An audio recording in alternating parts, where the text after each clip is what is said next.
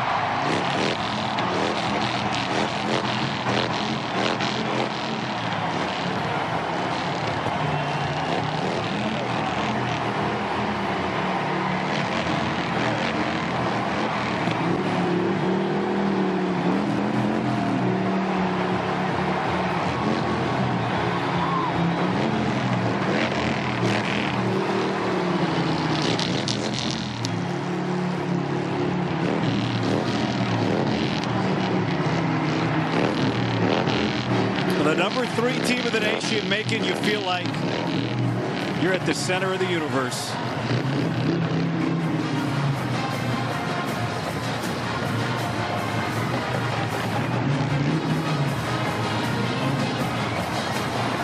Oregon knows how to make a presentation. This year they really think they know how to play football. Hi everybody, welcome here. Finally, the day has come. This is Yogi Roth. I'm Guy Haberman. They are not acting like the new kid in class. They're front and center with a target on their back. Well, I'll tell you what, if you have a pulse, you can't help but get the chills here in the stadium. I'd imagine if you're watching at home, you feel that this is a big deal. New conference, big-time expectations they haven't had here in quite some time, and they've got the deepest roster in quite some time. Well, there's been a lot of talk, Yogi. This group thinks they can cash that check. A Big Ten championship, perhaps. They were preseason picked second in the league, and maybe beyond that, something they've never done before, a national title. Well, we know the expansion of the playoff is going to help when you're in a more competitive schedule. Look who they have coming to this stadium, not only today, but it is challenge after challenge. And how do you meet that? Well, number one, you got to have the mindset. You got to have the DNA traits, as Dan Lanning says. Connection, growth, toughness, and sacrifice. They have all of those in spades, and most importantly, they have competitive depth, and that's what they need. Yogi might be referring to a game 6 weeks from now, but there's some work to do before then. They've got a quarterback, though, who knows how to handle a long road in big games. Oh, he's a special player. I think he's truly got the it factor, which means he walks into a room and people feel Dylan Gabriel's presence, and he makes them better. Why? Because of his journey. This is a young man who was not recruited dramatically out of high school, coming out of Mililani High School in Hawaii. Thought he was going to go to one of the academies. Went to UCF, played well, had some ups and downs with injuries. Then he went to Oklahoma, balled out. Didn't love his draft grade, said, I want to play again. He had that COVID year. Now he's here. But he doesn't have 2 years. He doesn't even have 12 months. He has endeared himself to this team. This roster has fallen in love with him, and I think he is truly one of the elite players in the country at quarterback. That means he and his coach, Dan Lanning, had to hit overdrive to build the trust, something Dan Lanning has done here. And for more on that, the third member of our broadcast team, Rhett Lewis, on the field. Fellas, fired up to be with you here from Tracktown, USA, which, of course, now resides inside Big Ten country. Oregon, synonymous with speed. Guys like LaMichael James and DeAnthony Thomas are famous for fast. In fact, it was Thomas who influenced stud tight end Terrence Ferguson's decision to come here and play at Oregon. Well, that in the uniforms. But now Ferg is focused on physicality and improving it, a theme that has permeated throughout Dan Lanning's tenure here at Oregon and catches the eye of anyone who comes into this program, like transfer cornerback Jabbar Muhammad, who called this the most physical and toughest fall camp he's ever been a part of. So yeah, these Ducks can absolutely fly. But Guy, Yogi, you put them to conflict, fight or flight, and they're out to prove they can pack a punch too. Rhett's in an echo chamber down there. It is loud. Dan Lanning and his group will start on defense. Idaho won the toss, and they elected to take the football. Well, look, they're going to be aggressive. Just like Dan Lanning, same deal with Jason Eck at Idaho. They've been on these big stages against Power 4, Power 5 teams since he took over. They are not shook in this regard. That's one of the most dangerous men in college football right there. Abraham Williams, he has 5 100-yard returns for touchdowns in his career. Transfer from Weber State. Atticus Sappington, a transfer from Oregon State, is going to kick it off. And a new era underway here in Eugene. No return. 25-yard line for the Idaho offense. And what about this for young Jack Lane, making just his 3rd career start, the former Gatorade Player of the Year in the state of Oregon. There he is wearing number 2 right in the middle of a place he loves being in the middle of. He grew up a hardcore Oregon Ducks fan. He and his family, his brothers, his dad used to come to every Oregon home opener from Lake Oswego up in the Portland area. Absolutely thrilled to be here as a player. He told us he didn't have a huge chip on his shoulder not being recruited by the Ducks. If you ever competed in anything, you know you want to prove your worth in front of your home state. Idaho, the 7th ranked team in the FCS level of football, to enter this season back-to-back playoff appearances as Eli Cummings, their star running back, catches the ball for a short game up against what was one of the best defenses in the nation last year and added some star power in the portal. He's going to give it to Cummings on 2nd down, and he's swarmed and brought down by that big Oregon front. Tatum Tuioti, the star sophomore, was there along with Kobe Savage, the newcomer. This defensive line has depth in all caps. They got 10 second-year players led by Tuioti and Mateo Uyunglele, but keep an eye on number 1, Jordan Burke.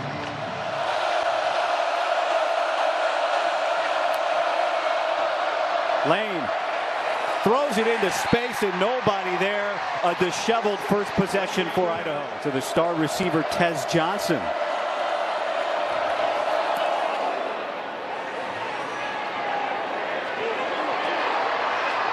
Man, Johnson gets pulled around and brought down.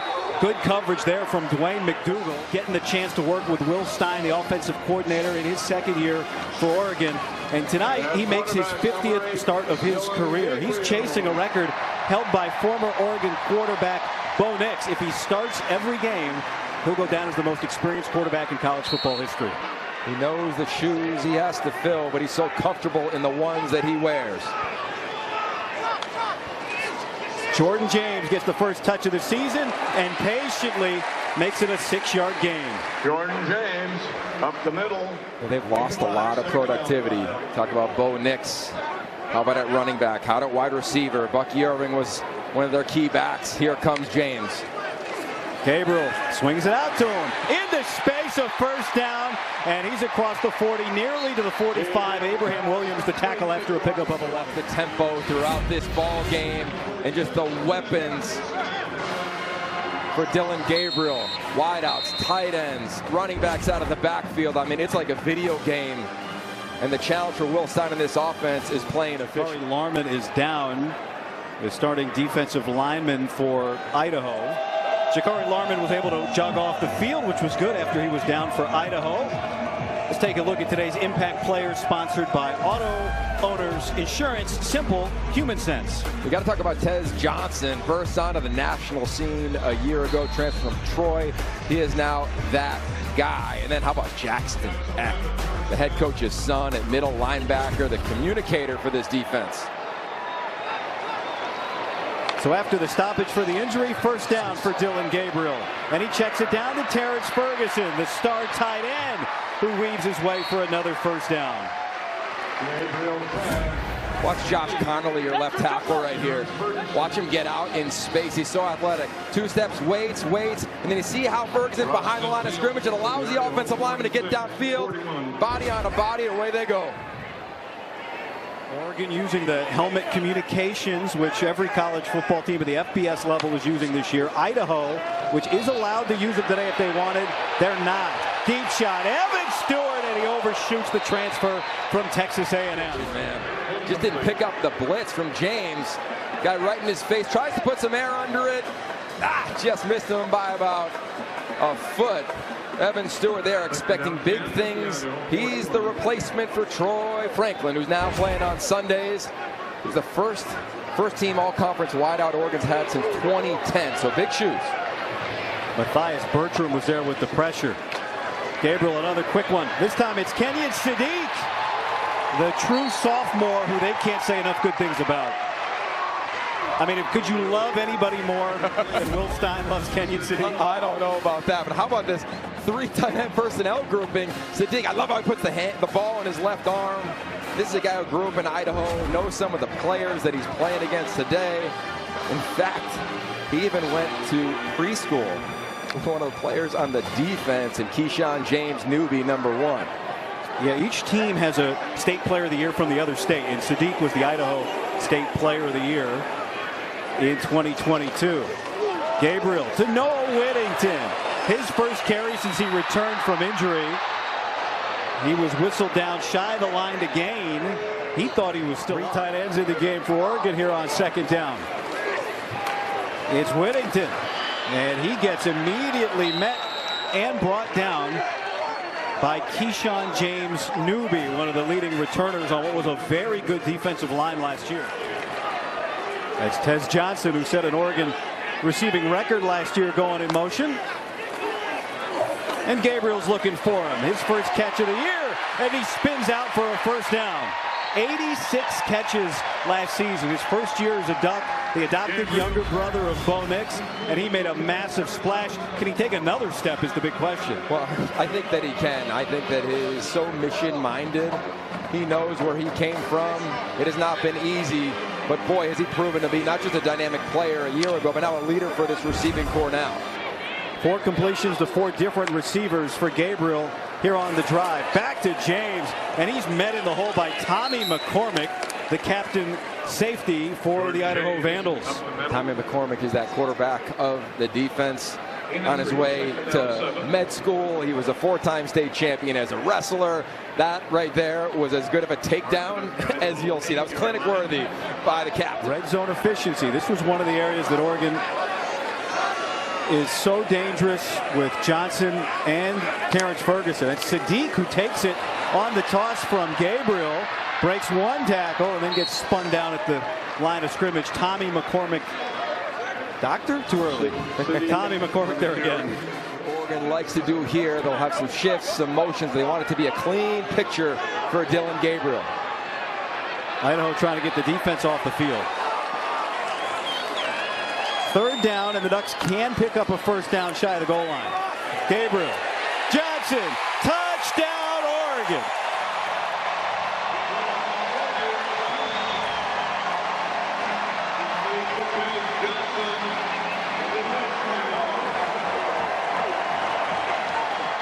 New quarterback, same result.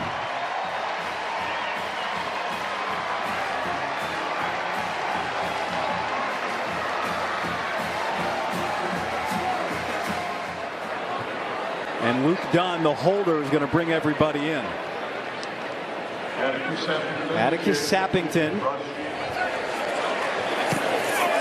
And he's got it. Off coverage. It's man to man. And this man, number 8, he is thrown to his favorite target. 1-5, Tez Johnson. Perfect location into the end zone. Autzen fired up. How about that? One of many for these two. 7-0 Oregon. Dominant first drive for Dillon Gabriel in his Ducks debut. Look at this, 6 of 7, 57 passing yards, 4 different receivers. So, hey, Hudson Card's record is still within reach today. He's got a shot. Abraham Williams, very dangerous, is back deep again. Did not get a chance to return it from Atticus Sappington to open the game, and he won't get a chance again. Take a look back at the touchdown, Yogi. Oh, this is a great job by Evan Stewart. Watch him right here at the wide receiver position. He's going to run a little bit of a slant. He's going to take the high angle and get right in the way of the DB. Look, it's not a rub. He tries to avoid the defender. That's how the rule works. Perfect execution. Nice little assist. Here's another look. Opens up Tez Johnson. Slant. out route. That's an old West Coast offensive principle, and that's what this offense under Will Stein is based in. That would light up all the old Niner fans, led by Bill Walsh from back in the day. So has Idaho been able to catch its breath on offense after a 3-and-out to start the game? They go to Eli Cummings here, and he gets swallowed up by Jeffrey Bassa, the leader of the Oregon defense, the Fiesta Bowl MVP, the man that seems that they trust to answer for everybody. Yeah, and look, he trusts this program too, and he came back for a reason. See him limping a little bit there. Hope he is okay. He's the alpha of this team. He told us he thought about going to the NFL, but once Oregon entered the Big Ten, he wanted to prove that he could play linebacker in this league at a premier level. He has so far. He's got the green dot on his helmet here on 2nd down and 8. It's Alex Moore, the tight end, that goes in motion. Lane under pressure, and he gets sacked. Jordan Birch with his first sack of the year. One of the biggest questions, guy, coming into this season is who's going to be the game record. To the left of the screen, watch him work and work and work against Aiden Kanapik, who's somebody they really are high on at Idaho at the left tackle position, and that was all effort, power, strength from the transfer from South Carolina. How about Tatum Tuioti coming off the edge, 44. 3rd down and 11.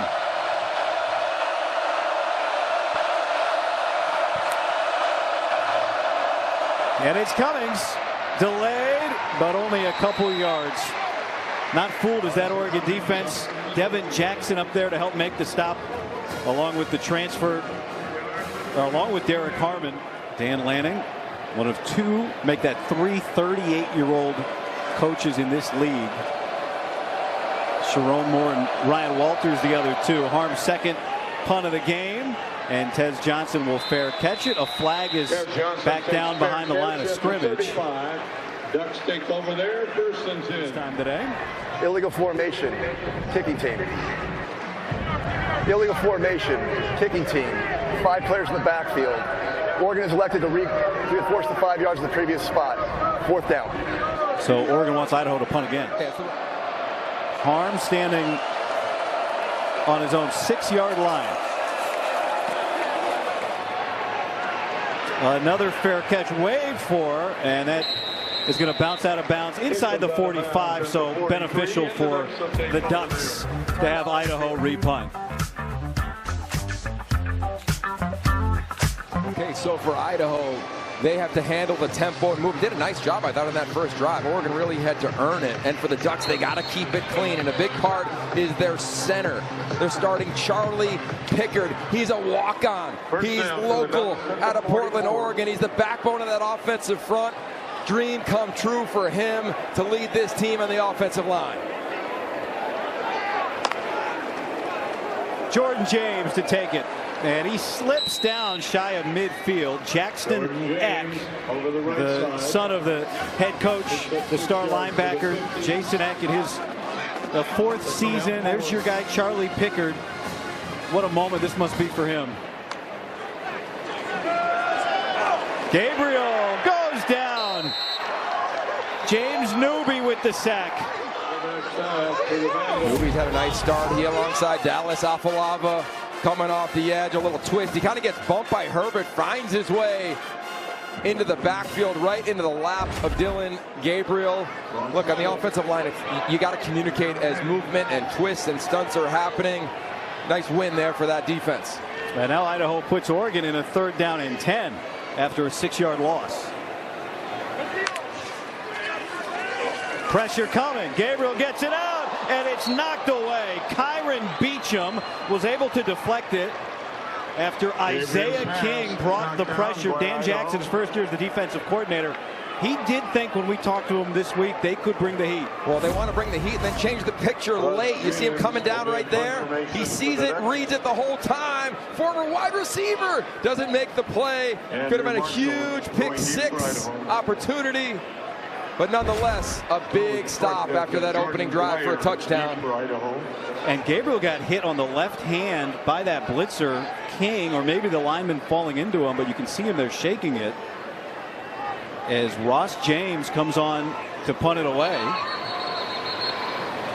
Jordan Dwyer's back deep, and a stoppage. Timeout, Oregon. First to the half. At that third down snap, we're taking a look at his hand as he makes a throw. Looks like he hits Isaiah King's helmet right there. I don't know if it's his pinky or his ring finger, but that is a scary moment for him, Oregon Duck fans, because look, when quarterbacks are throwing, there's so much momentum with your finger, with your arm. Hope he's all right. Dan Lanning used the timeout there before the punt. Ross James sends it back to Dwyer. But look, here's the deal. For Idaho to create an upset, to get in this matchup here, they got to create some explosive plays. Michael Graves is that deep threat. They think he has elite speed. And we've talked about Jordan Birch possibly being that guy, and Jeffrey Bossa as well. They are two big-time catalysts for this defense. The transfer from Iowa. Also, Tyler Turner, number 19, is playing at safety in place of Tysheen Johnson, it appears. Here's Lane over the middle to Dwyer. And some breathing room for the Vandals, their first down of the game. That's the star that they have circled. Number 6 right there, Dwyer. Yeah, there's a twist right in front of him. Dwyer recognizes a little hole in the defense. And look, his unique trait, every quarterback has one, it's shoulders and above. Understanding where defenders align and then where they're going to displace to. He knew exactly where to go with the rock. Lane sets up the screen nicely to Nate Thomas, and Thomas breaks across the 35, and back-to-back Idaho first downs. How about this offensive line? Nice job on the screen. Jack Foster, the right tackle, doing a nice job. How about Charlie Velam, the right guard inside? He's all over Jeffrey Bossa, the linebacker. They feel good about these guys up front. How about this guy? 3 former walk-ons starting on the offensive line for the Vandals, including the center, Caden Robnett. So after 2 3-and-outs to start this game, back-to-back first downs for the Vandals. Lane with time until he doesn't have it. Ball came out, looked like he got it back. Sacked by Mateo Uiagalelei off the blind side. This is a coverage sack. It's also an effort sack. How about at the top of the screen? Mateo Uiagalelei just wins the one-on-one battle. And how about the coverage? It's open here. Watch receiver 1, receiver 2. They're going to run right into each other. It's wide open here, guy. There's a chance for that explosive play. They collide. Lane has to hold on to it. Sack cause fumble from Uiagalelei. The younger brother, of course, of Florida State quarterback DJ Uiagalelei, who played a lot as a true freshman last year. 2nd and 15. Lane. And Mark Hamper doesn't make the catch, and even if he had nowhere to go.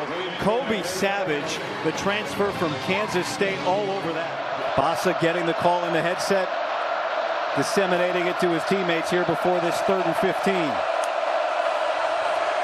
3-man rush. They check it down to Alex Moore, the tight end, and he gets out across the 40 to the 42-yard line, a pickup of 7. And now Idaho is going to use its first timeout. Timeout, Idaho. They're first to the half. Jason L.J. Harm punting away to Tez Johnson. That's the home opener for Penn State, coming off a big win over West Virginia, of course. Dylan Gabriel went off the last series shaking that left finger, that left hand, maybe the index, maybe the pinky. That's his throwing hand, Yogi. And we'll see if he comes back out with the Ducks, and he does. Where that really affects you as a quarterback guy is the deep balls, the distance. Can you control those deep ends, those digs? Look at him on the rec board, just climbing up the ranks here too, man. Already with the touchdown today to pass Bo Nix and tie Baker Mayfield for the most all-time. He's going to hand it to Noah Whittington, who slips 2 tacklers on first down. Whittington on the 5. Coming back from an injury is trusting your body. Watch him make these cuts. There's 1. Watch put that right foot in the ground. Bam! 2. He's so eager to get back on this field and be one of the catalysts for this team. It's been a 2-back system, it feels like forever. On second down, he gets swallowed up by Zach Kreutzer, who's fired up. Whittington on the carry. 3rd down and 5. Good protection this time. And there's Kyle Casper with his 4th career catch.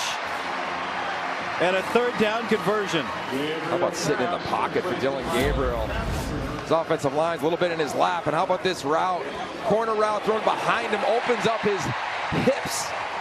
Beautiful grab, and he's got such a big frame at 6'6". High points the ball, tucks it away from pressure. Flag down. Gabriel over the middle to Terrence Ferguson, makes it look easy. For the first down, we'll check on the penalty. Illegal formation. 5 players in the backfield. Offense, number 65. 5-yard penalty. First down.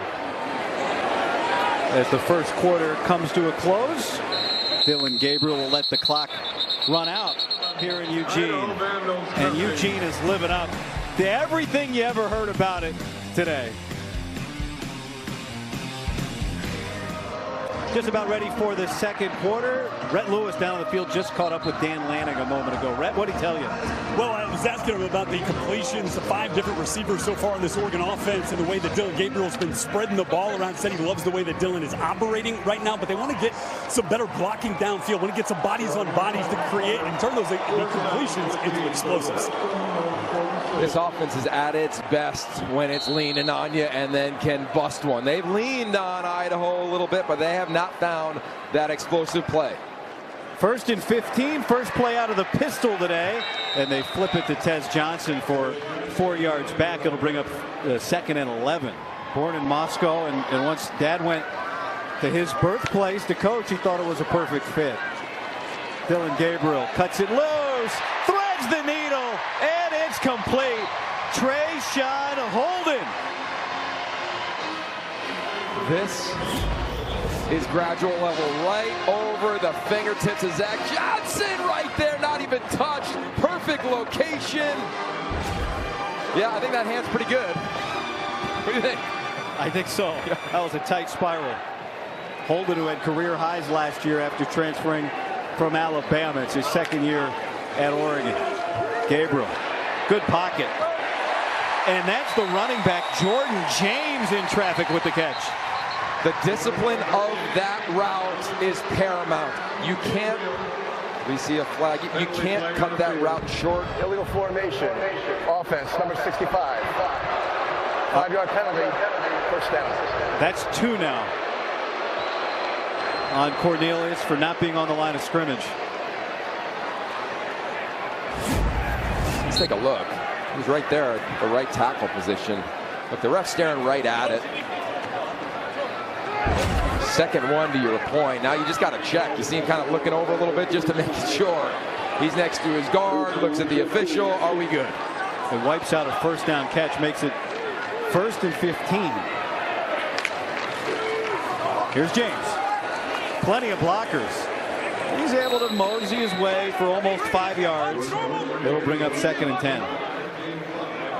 This fringe red zone area.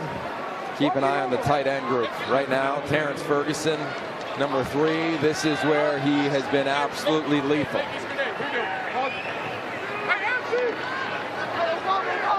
There he is right there in the slot. Such a matchup issue. Now he moves. Gabriel swings it. Gets the block from Ferguson. Tez Johnson going the wrong way, and he loses 4 yards, and now it's 3rd and long. Matthias Bertram had that blown up.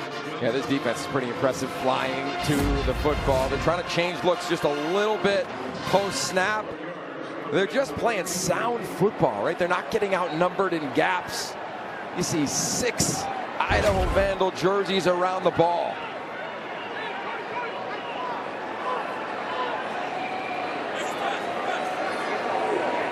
Plenty of time on the play clock here for Gabriel, reorganizing on 3rd down and long. Just a 4-man pressure. And it's through the hands of James, the sure-handed back, who just made a spectacular catch that was wiped out by penalty. And now it's 4th down. Sure, watch right here, okay? Pre-snap, looks like he's going into coverage. As the snap happens, bring pressure. Got to throw it early, no problem for the defense.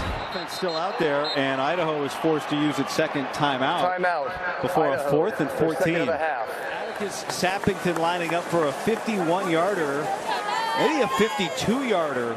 His career long at Oregon State was 48. His first field goal attempt as a Duck is no good. Boy, he had plenty of leg. Take another look at the field goal. Good hold, good snap. To your point, definitely enough leg, just a bit outside. Defensive front's gotten after it. I really like this linebacking core. How about Devin Jackson in there right now? Might be the fastest linebacker in America. Sideline to sideline. Jack Lane, who started 4 of 6, down the sideline, underthrows Dwyer, and that gets a flag. Pass interference. Defense. Number 19. 15-yard penalty. Automatic first down. I said Savage. That was Turner, who's starting today at safety. Yeah, underthrown ball. Always taught as a wideout to jump back in. There's a chance for a huge play. And any times there's contact and the DB doesn't look back, it's going to be called. Tyler Turner, the redshirt freshman. That's one you learn about in real live moments. So that creates the 1st and 10 near midfield. Eli Cummings breaks across midfield for the first time today, and he finally gets pushed out of bounds by Jabbar Mohammed after a gain of 23 yards. Cummings, really talented player. Watch him stay square to the line of scrimmage. He gets the ball square, square, square. That allows him to explode and burst to the perimeter. Look, Idaho came into this game thinking they would have success in perimeter runs at the edges. Haven't had a lot of them. That's the first one, but here comes some momentum from the underdog. Crowd trying to get back into this possession as Blake Purchase comes onto the field defensively. Lane for Hamper, and he can't bring it down. We know Oregon's secondary, they're going to play aggressive man coverage. Kind of loses his feet there late, stumbling due to the contact. Look, they got a PI on this drive, but that's the second opportunity they've had for a big explosive play. One turns into 15 yards on the penalty. This one turns into 2nd and 10. Huge target. Mike Martinez just went in motion as he sets up the block for Eli Cummings, who gets stood up and then keeps driving to pick up 2 more yards. Idaho flirting with the red zone. They're 0 for 3 on 3rd down so far today. Lane throws, and it's picked off. Brandon Johnson.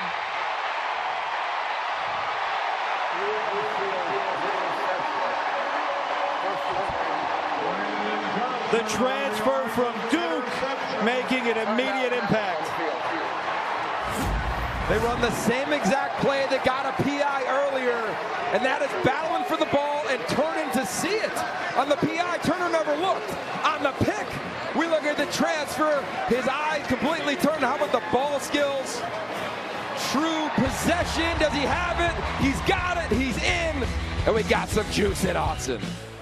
Brandon Johnson in part represents the Modern Family, in homage to Ty Burrell, the actor and Duck superfan. They're all riding around in Dylan Gabriel's van. This is part of college football, right? Immediate impact from the transfer portal. And Brandon Johnson joins the list with Kobe Savage and Derek Harmon, Evan Stewart, Jabbar Mohammed. Jamari Caldwell's they're on the way to pick him up in the van. Well, there's his first interception as a Duck after starting his career as a Blue Devil. Jordan James. That's the first rushing first down for the Ducks today. So good, as is this patience. Look, like he's going to fall, and then just squeezes right through for the first down.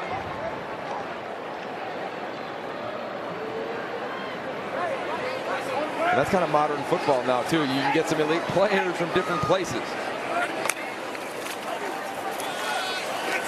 James churning. It was fun talking to Will Stein, the offensive coordinator.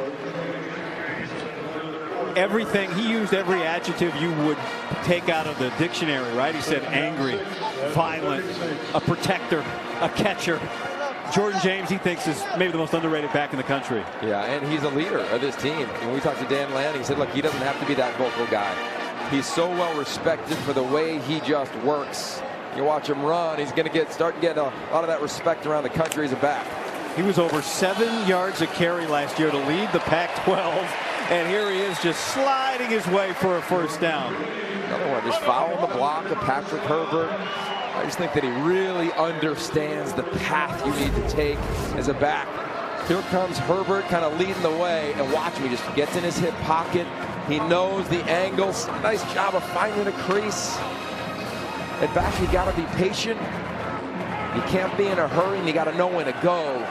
He's got all three. He's 6 yards a carry so far in this game. Gabriel stepping up and fires complete. Kenyon Sadiq, his second catch of the day, breaks a tackle and gets down near the 30-yard line. That's a pickup of 26. It's a great route, getting to the proper depth. And how about Dylan Gabriel? He wants to go to his right. Watch him take that deep drop, and then as he climbs the pocket, it's a clean picture. Perfect strike to Kenyon Sadiq. He had 5 catches all of last year, did Sadiq. 2 already today for the true sophomore. And a quick pass to Tez Johnson. He's got blocking in front. Johnson gets upended inside the 15 by Tommy McCormick. They'll get him the ball every which way. He's got a pickup of 18. Man, I love the blocking of this group as they hurry up to get to the line of scrimmage. Patrick Herbert again springing somebody on the perimeter. Gabriel, all the time in the world to connect with Patrick Herbert. His first catch today, and he's down to the 6. This is an area of growth for Dylan Gabriel. Watch him work his progression. 1 to the back, 2 to the tight end, 3 to backside out the back door. That's really the area where he has grown a lot in this system. This is not an air raid system, guy. This is based in NFL principles, West Coast offenses. You have to be able to go through your progressions.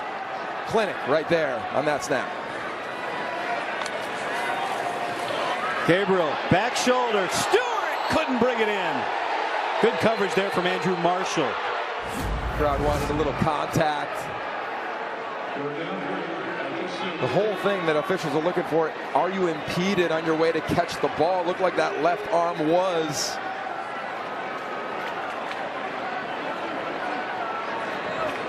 The second time he's taken a shot to Stewart in the end zone. 2 tight ends in the game. And with the play clock low, Oregon has to use its second timeout. So a 3rd and 2 in the red zone coming up for the Ducks. Football on the Big Ten Network is sponsored by Hampton by Hilton. We had a fun day yesterday riding around in Dylan Gabriel's van. Not a sports car, not an Escalade. He's using his NIL deal for a minivan. And we'll show you more of that ride yesterday. That was great. Oh, took us around. Beautiful. 3rd down here after the timeout. They bring the fullback into the game for the first down to clear the path for Jordan James. Zach Grace, his first appearance, and he's the first one to greet James.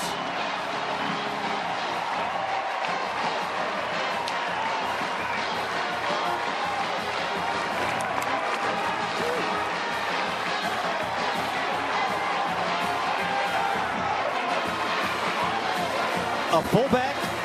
Isn't this 2024? Rich Brooks is fired up.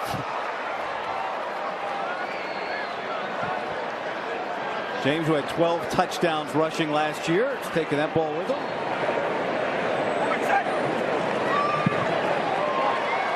And it's good. There's a lot of things you look at when you're preparing against the Oregon Ducks under Dan Lanning. There is not a category that has a fullback in. You see right there. How about Zach Grace leading the way? Kick out block. Touchdown Ducks. Mighty Oregon. Mighty I formation. What do you think about that here in Autzen Stadium? Yeah, get the push-ups going. Let's go. Oh, the Ducks got his new hat. The Big Ten hat comes out after the I formation. I mean, that's on cue. Look, it's been a theme, right? Jared DiNardo and the crew has talked about it a lot on the studio shows, all training camp. Can this team win in the trenches? Is the Big Ten more physical in the trenches? You know the reputation of that league. As Dan Lanning says and has said many times, this team is built to win, and they're built from the inside out. And now they're built with a fullback on their depth chart. That's about as Big Ten as you can get, man. Zach Grace is from Missouri, the redshirt freshman who blocked his way for that touchdown for Jordan James. Abraham Williams still will not have a return yet in this game, and let's go down to red. Yeah, guys, physicality is probably the second most used word in this program behind connection, and you see it in fall camp. They talk about that mod bracket drill where they use a lot of that physicality, and Dan Lanning had said that as we check on this Number flag. 31 of the kicking team. 5 yards will be added. Next spot, first down. Yes, Dan Lanning said he went back and watched some of the clips from that mod bracket drill from when he first got here, and it looks like a totally different team, right? Jeffrey Bassa even said, the linebacker, that couldn't believe they looked like that 3 years ago compared to what they're doing now. This team is prepared for the physicality of the Big Ten. Yeah, Red, you nailed that point. You go back to Dan Lanning's first game. They had so many missed tackles, 29 against Georgia in that opener. Not many missed now. Jack Wagner, the mobile quarterback, has come into the game for Idaho, and he flips it on the end around. As we take a look back at Jack Wagner, now he's going to jog off. Williams on the run They around. brought him out because they were bringing on Abraham Williams, who's on defense. He wears number 2, the same number as Jack Lane. He just took that end around. So Williams is an explosive player, a track star, but they can't have him and Lane on the field at the same time. So that's why they just took Lane off and Wagner on. All right. The right idea, right? Williams has not been able to return a kick yet. That's his thing. So now here's Nate Thomas turning the corner and picking up the first down. Nice run there by Thomas, outrunning Jordan Burks. We're just getting back to Jack Wagner. Not only do you see him on that snap, but they have a package for him. Schleister, the offensive coordinator for Idaho, has coordinated some really explosive offenses. And he's 3 years with the Vandals. Here's Lane on the move. Lane's going to tuck it, and Lane's going to get out near midfield. Idaho's had some offensive possessions that showed promise. The last one ended with an interception in the end zone as Lane just gets that ball away. Uyunglele was bearing down on him, and he knew that there was nothing for Nate Thomas to do. 2 backs in the game, bookending the quarterback Lane. Lane under some heat, and he flicks it incomplete for Tony Harsty, just out of his reach of what would have been a spectacular conversion. Time in the pocket, trying to do something, but you'll see the speed coming right at you, right there. Watch linebacker Devin Jackson as the play unfolds. This is the fastest linebacker in America. He's on him, tries to make something out of nothing. Lucky there wasn't a turnover there for the Vandals. And so now they'll punt away again. LJ Harm comes out, and Tez Johnson is staring into the sun to return it. He's got his hand over his eyes. Everybody loves a 4:30 kickoff except the punt returner.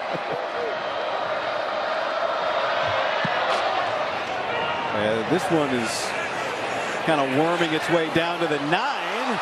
Johnson makes a man miss, but ends up going backwards. He's now eclipsed the 15,000 yard mark for career passing yards. This is the list he joins. This is all time. This is everybody that's done it.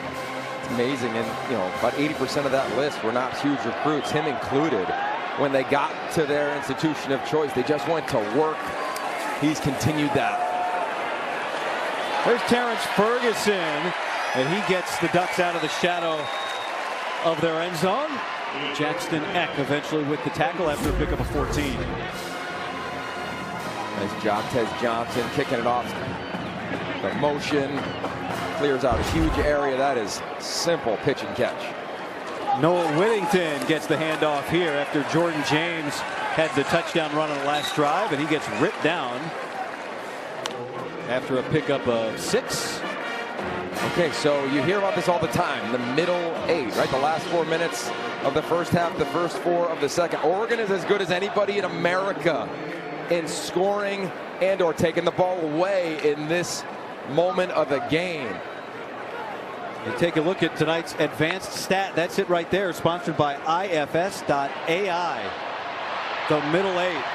as Tez Johnson gets out across the 35. And they're going to get the ball first to start the second half, Yogi. Why are they so good at it? Well, I think the biggest thing is the efficiency, because you can really make life challenging. If you can get 2 scores within the final 4 and then the first 4 of the second half, it's just demoralizing to an opponent. And that's where Dan Lanning and his team has really been masterful since he's taken the job in the last 2 years under Bo Nix, of understanding time, score, situation. Right now they want to use every second, get a score, see if they get another one, and they kick it off in the third. Gabriel for Whittington. Whittington makes Bertram miss, but Jackson Eck is right there to clean it up. Just a pickup of 2, the sophomore linebacker making sure it went nowhere. Now, I'll say one of the biggest things that have stood out in the first half from Idaho is they do not have many unforced errors defensively. I mean, there's been, 2 guys that have been wide open on plays down the field. Jason Eck, a heck of a coach. He has done masterful things in turning this program around. He felt like it could be a powerhouse. They are playing sound football.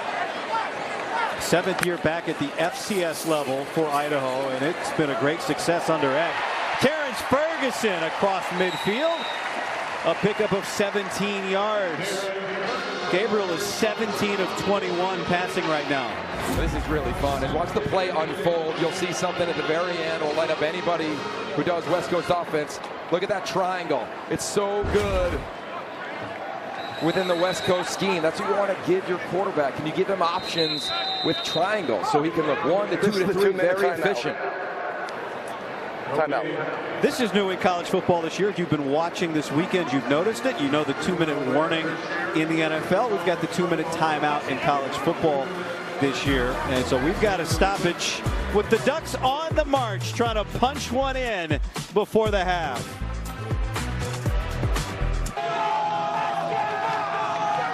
14-0 Ducks here with 2 minutes left in the second quarter. Coming up, stick around for the DirecTV halftime report. Dave Revson, Ashley Adamson, Brock Farina, Marcel Reese take you through the first half highlights and get you up to speed on a busy Saturday across the Big Ten. That's next on the DirecTV halftime report. 2nd down and 10 here for Oregon. Gabriel checks it down to the back. Noah Whittington. Whittington slips away, leaps over a man, and he's near a first down. Right, the athleticism is just phenomenal. Watch this at the end. Whittington, how excited must he be to be back? And the confidence to take that leap after everything he went through this past offseason after an injury early on in 2023. It was week 4, September 23rd, that he had a pretty significant knee injury and able to make it back in less than a year. 1st and 10. Gabriel right back to him. Whittington stays on the ground this time and gets another first down. 14 yards. Experienced quarterbacks understand situational football. You're driving here. Nothing deep. Check the ball down. Get it out of your hands. Another first down. Now here we are in the fringe red zone area. You're thinking, time? How many timeouts? We got 1. Want to save it for a field goal. Take a shot, touchdown. If not, check down.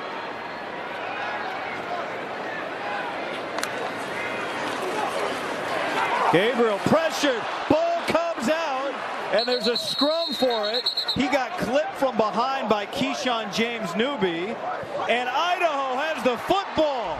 He is just going to keep working and working and working. Cornelius, watch that left arm. The ball's a little low. Gabriel never feels it as he's climbing the pocket. I mean, this is the drill that every defensive end room in the country does. We're taking a swipe at the ball. Talk about momentum shift. And now what do you do if you're Jason Eck? I'm putting the gas down. I'm going to take a run here, see if we can convert one of these explosive plays. They don't have a pass over 20 yards. Dallas Ofalava had the recovery. 126 and 1 timeout. That's the first lost fumble for Oregon since week 9 of last year. And there's Mark Hamper right at midfield. Almost a 20-yard catch. He goes for 19, Yogi. Okay, now remember, clock stops on the first down. So now you really have to control here. And for Idaho, they don't have headset communication, so it's all signals. Lane over the head of his back. Eli Cummings, who slipped and fell.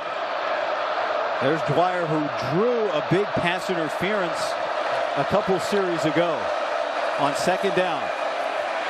Lane under pressure from Uyunglele and heaves it out of bounds. It's a really nice job from Tosh Lupoy, the defensive coordinator. They come out in a front where they're not in traditional places. They're lined up all over. Look at the alignments, right? It's not what it normally looks like. Got Mateo Uyunglele playing over the guard, standing up, forcing that offensive front to communicate. Big win by that Oregon defensive line.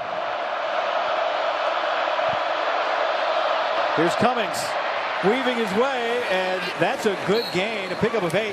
It'll set up 4th down and 2. Remember, Oregon gets the ball first to start the second half, and so this is 4-down territory for Idaho. But if you don't, Oregon gets it near midfield. Lane, deep shot, Harsty, and he can't bring it in. Great coverage from Brandon Johnson. Thumbs down. They go to the true freshman coming from the slot, run the slot fade. We saw it earlier in the punt return right into the sun. There's some contact there. We've seen that call before. I think a freshman, he's going to learn from this because you got to jump back into the DB guy. You got to initiate a little bit of contact. He does that. We're talking about a 1st down inside the 15. So does Oregon try to make something happen here with 1 timeout and 19 seconds left in the half.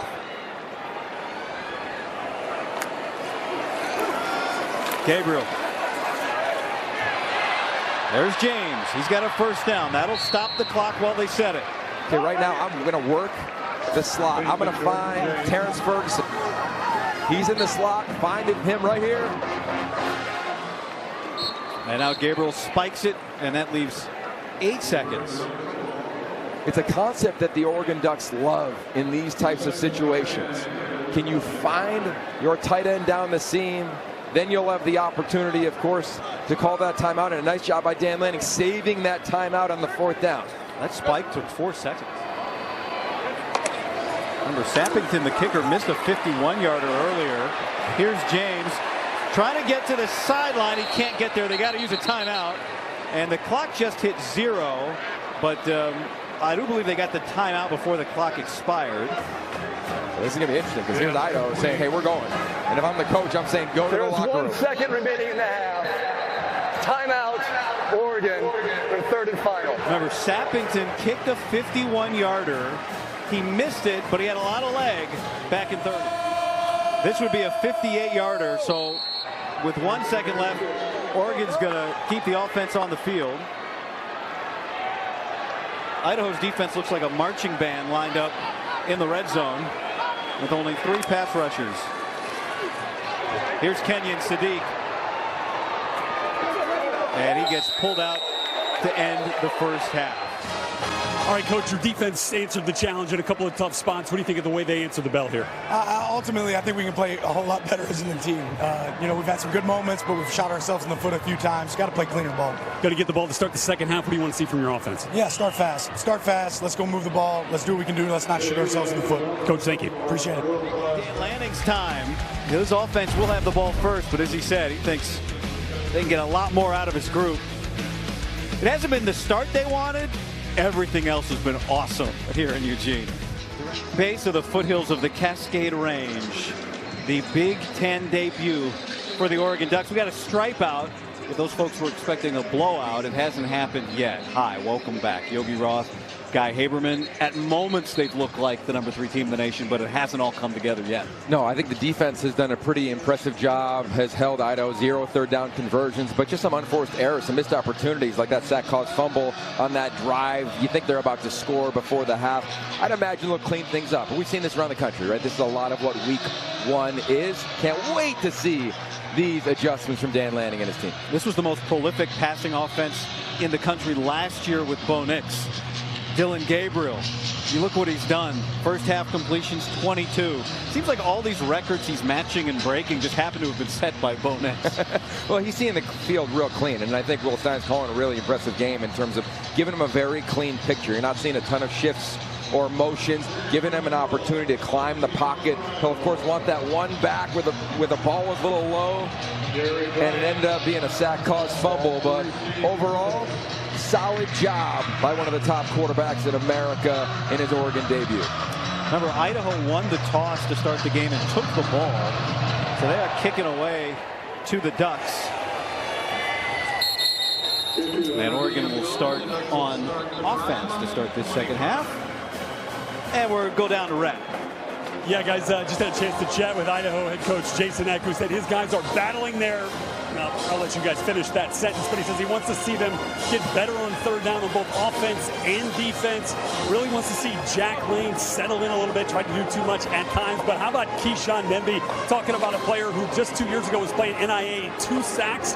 Coach Eck just told me in a tunnel that guy's going to be in an NFL camp next year. By the way, Jeff Bassa, who wasn't on the field for the entire half, did look like he was going to come back out here in a second. There's Jackson Eck, the son of Jason Eck, making that stop, and Keyshawn James Newby, who Rhett mentioned, he's the one that had that big forced fumble that prevented this game from maybe becoming 21-0.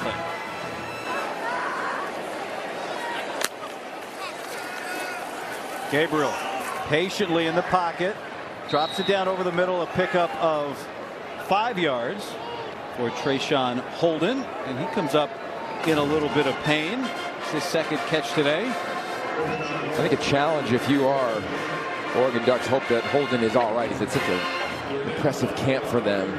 True leader on this team. But I want to see this offensive line. Right, the interior of this offensive line. Charlie Pickard. Remember the walk-on getting the start at center. Portland native. That was a very hot first half, Yogi. Flags down. They blow this play dead. We're starting to get some shade here, but it was over 90 degrees today. The turf. Prior to the snap, false start. Offense, number 76, 5-yard penalty, third down. Moment like this. So for Dan Lanning and his staff, they're saying, look, guys, this is the environment. Let's just go execute. So a third down here out of the locker room. Gabriel under pressure, and he goes down. Dallas Afalava, one of the best freshmen in the nation last year at the FCS level, an All-American performer, and he finishes off Gabriel, and Idaho comes out of the locker room at the half and forces a punt. Keep an eye on Andrew Marshall. He's going to come from the left side of your screen right there at the safety spot. He gives some pressure. James has to go to him, get off his initial block, and there's the penetration. That's impressive from the defense, and that's what this defense wanted to do under Dan Jackson coming into this game. Lost James to punt it away to Andrew Marshall. This is hanging and takes a good Oregon bounce. And gets touchdown at the 36. Rhett Lewis just told us about Jeffrey Bassa. We saw come up a little gimpy in the first half. And he is not out there to start this second half for the Ducks defense. He's the heart and soul of the thing. Jack Lane's going to hand it off to Nate Thomas. And the first man to get a hand on him was Jordan Birch. Jack Lane to the sideline, getting it quickly to his playmaker, Jordan Dwyer. Idaho was 0 for 6 on third down in the first half. Pressure coming, and that blows up the pass to the tight end, Alex Moore. Brandon Johnson already has a pick today and is having one heck of a game in his Oregon debut. The alignment of the defense just makes it so hard. Look at all these guys where they're lined up. You don't know which gap any defender is going to go through. They try to run that little screen. Johnson all over it. Birch has had his best game, or at least his best half in a drive as a Duck, and you feel him on every snap, guy. And Johnson still looking into the sun. And he takes that one backpedaling and then steps out. Eugene, Big Ten country. One of the jewels of what is a gorgeous football facility, athletic center. The Marcus Mariota Center, the Heisman Trophy is there. The Maxwell Award is there. It's a shrine to him. And that number 8, Dylan Gabriel, was hesitant to wear it, right? Marcus Mariota, like Dylan, from Hawaii, his idol growing up. Here's Jordan James through a gaping hole and out across the 35 and near the 40, a pickup of 18 yards. Nice job. Here's just straight stretch play outside zone on a track, lighting a match off the back of his offensive line. Idaho's lucky that was not an absolute house call, as James is actually down on the field after that run. So they're working on Jordan James, who's had a busy day. We'll step aside. Then the most recent play, just following that stretch concept. And his left tackle, good to see him jog off okay. Flag down here. While we check this penalty, we'll just mention Jordan James did jog off after being down for an injury timeout. False start. Offense, number 72. 5-yard penalty. Still first down. That's Pancho Lalaulu, who's getting the start at right guard today. Matthew Bedford, the transfer from Indiana, injured. Kenyon Sadiq with his 5th touch of the day. He's hit 11 of his last 12 pass attempts. The only incompletion was the spike. That's the first catch of the day for Justice Lowe. In fact, that's Justice's first career catch. Great to see Justice Lowe getting some play. He's really made a jump. He has continued to develop. Fun fact, of course, he and Jack Lane, the quarterback for Idaho, went to the same high school. Grew up playing catch with one another. Yeah, they're good friends from Lake Oswego. That's the 9th different duck with a catch today. Here's a 3rd and 7, Yogi. Some pressure coming. Gabriel gets it off to Evan Stewart, but he is thrown down shy of the line to gain.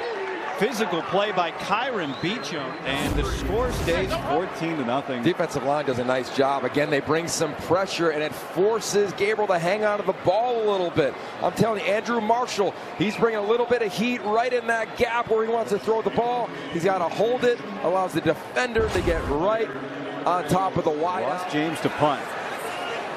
And it's a fake. Kenyon Sadiq on 4th and 13. Pardon me, 4th and 3, but he's short anyway. Abraham Williams, the tackle. Turnover on downs. Wow. And now they turn it over in their own territory. Go back to the discipline of Jason X squad. They're ready for it. And then how about the tackle, to your point? Watch him sitting right here. Sees it, drive on him, keep your outside arm free. Nice job with the tackle, the wrap, and the roll. Huge play from number 2, Abraham Williams. That was just one-on-one. One-on-one. You got to make a play. And that's one of the better athletes in America. And I just go back. It's the ultimate team game, guy, and you have to be sound. Idaho has been that almost in totality since this thing has kicked off. You think that was called from the sideline? Let's go down to Rhett. Yeah, guys, this Idaho team was fired up at the half. They believe they are very much in this game. Dallas Afalava wanted a sack. He got one. Now let's see if they get a big play. Jack Lane takes a shot but can't get it. This crowd trying to help out. Eli Cummings. Derek Harmon right there to rip him down. Art Williams comes into the game at running back after a loss of 2. Lane. Long throw. Dwyer pushed out of bounds by Nico Reed. It's a really good concept, right? Pressure in his face. Just one too many hitches, guy. Not enough field. Ball out now. Just a hair late for the Portland native. Really like the play call from Luke Schleisner. 3rd career start for the 3rd-year sophomore. Back to Tez Johnson. You can see he wanted a flag. And then he'll fair catch it at the 14. Shout is going to come on. Yes. In the second half of this ball game. Have you played it in this van? And have you thought about what you're going to do when standing room only crowd is going absolutely bonkers in the second half? We didn't play it in the van, but to turn it up a notch, we did play it on the boat at the Dime Time Retreat. So Shout is going to be amazing. I'm excited for it because, you know, I got to experience it in the spring game, but I think the real game, of course, is going to be even more special. Dylan Gabriel in his van as he starts this possession on the move and throws it down at the feet of Noah Whittington. He got a van. Of all cars, he could get whatever he wanted, but he got a van because he wanted to really in a short amount of time, make everybody know they were part of his family. You need a ride. Everybody needs a ride. Hop in my van. So we got to ride with him yesterday. Yes, we did. We want to get in that van for quite some time, but as we've talked about a few times, #1 trait in this program is connection. Here's Whittington, and now it's going to be 3rd down and 10. And of course, shout, the great tradition here. They play it to start the 4th quarter. We're looking forward to showing you that in 7 minutes. But we got a 14-point game here, too. We got a tight game. And I say around the connection because Dillon Gabriel made sure he endeared himself to his teammates. Hey, come on, hop in the van. Let's go run routes. Let's go work out. Let's try to create moments that mimic adversity in games. That's what they're navigating right here. Movement up front, flag down. Gabriel's going to throw it. They're going to blow this dead. Offside. Defense, number 52. Neutral zone with contact. 5-yard penalty. 3rd down. That's a big penalty. Instead of 3rd and 10, it's 3rd and 5. And that is a new emphasis this year. We should add 2 on the lines. There's Tez Johnson with a clutch catch. The connection between those two has been strong today. 7 yards on that pickup. And for Johnson, he leads the team with 8 receptions this evening. Biggest area of growth for veteran receivers is knowing where the sticks are. Nice job getting past those sticks. And now tempo. Patrick Herbert, his 2nd catch today. And a pickup of 4 yards. I like a little tempo, and look, Oregon's got a bunch of them. Remember, there's headset communication. Will Stein is talking to Dillon Gabriel. He's calling the play. Here's Dillon Gabriel now relaying what that play is to the offensive line. Being relayed from the tight ends to the wide receivers. Note that we have not seen Trayshawn Holden back. Casper is in at the bottom of the screen. Of course, the yellow number ticking there on your screen is the play clock. The helmet communication cuts off right now at 15 seconds. Will Stein can no longer talk to Dillon Gabriel. So they ran it right up to 15 and then snapped the football. And now here comes another 3rd down. Back in at the top of the screen, too, guy.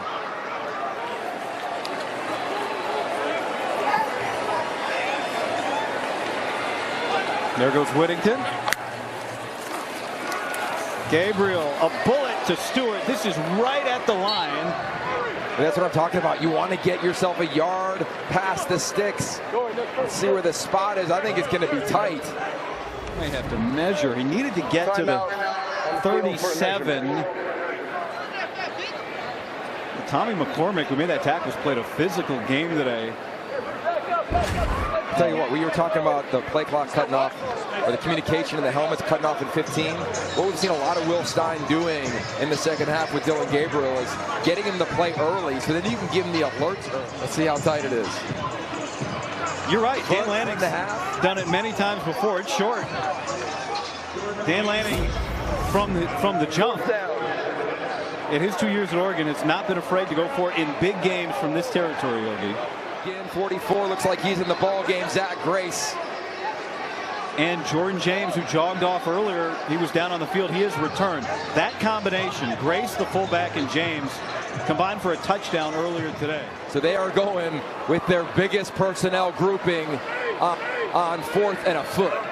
6 offensive linemen, a fullback, 2 tight ends. Dillon Gabriel is waiting for that play clock to start. Here it goes. 2 tight ends to the right, the extra offensive lineman to the left. The fullback is Zach Grace, and here's James. Connerly fell down, and Idaho thinks they got the stop. The way on the field is running short of the line of the game. Whoa, that's down Idaho. One of the offensive linemen fell and maybe blew that play up a little bit, and Tommy McCormick and the Vandal defense stand strong. Well, they decide to pull the backside guard. He falls down. He got tripped. Watch the feet here with the fullback. Yep. He trips from his own guy. That's Lalangulu and Zach Grace. They trip in the backfield, and instead of just quick hitting, let's just run some inside zone, follow the fullback, they decide to pull the backside guard and run a power play. And what a stop for the Vandals. Idaho has not lacked for opportunity, but they've lacked to take advantage of it. And now they're going to go trick play. They flip it back to Lane. He's got Cox wide open, and he scores a touchdown. Jake Cox with a trick play, and the Vandals look up at Autzen Stadium and say, we're here. After the 4th down failure.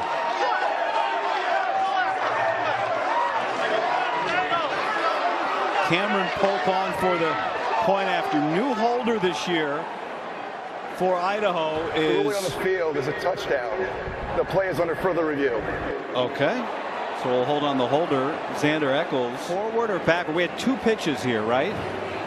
And keep in mind as you're watching this, if it's parallel, that's backwards. Only forwards is forwards. Handoff. Oh, Pitch 1, obviously pitch 2 is all good before the touchdown. But Eli Cummings flips it to Mark Hamper. Does this go forward? Whew. Dean Blandino is watching this play closely. Our rules analyst. As I think everyone around the country is by now with the score. And let's bring Dean in. What do you think, Dean?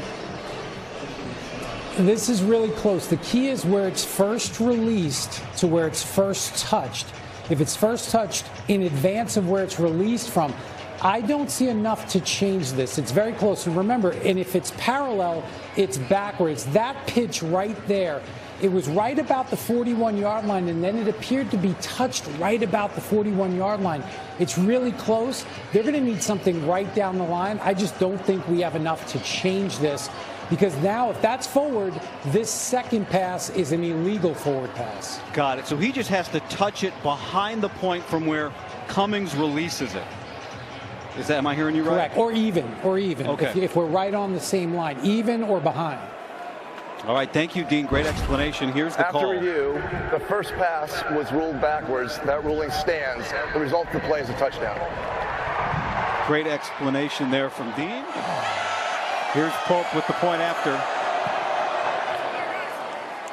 Idaho struggled and stopped Oregon on 4th down, and then immediately strikes with a trick play. Oh, this is so good. Look at Cox right there, 33, fakes like he's blocking. 1 pitch, 2, down the sideline, doesn't step out of bounds. And I'll tell you what, the offensive line, they don't go past 3 yards down field. And what a play, what a moment. This place is stunned, and that sideline is not. Jake Cox, how about that, brother?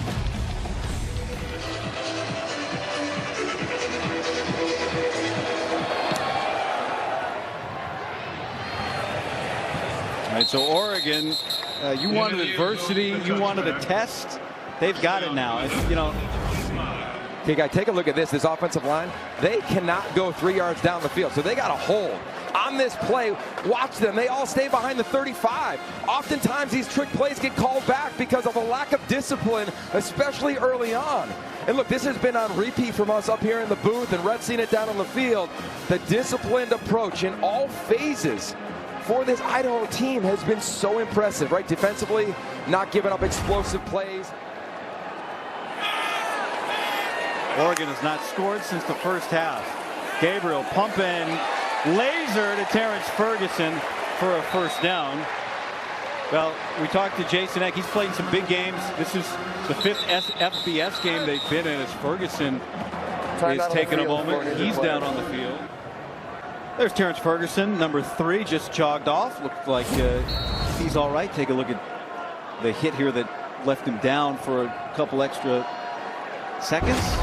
That was Tommy McCormick getting a shoulder in, but he popped up.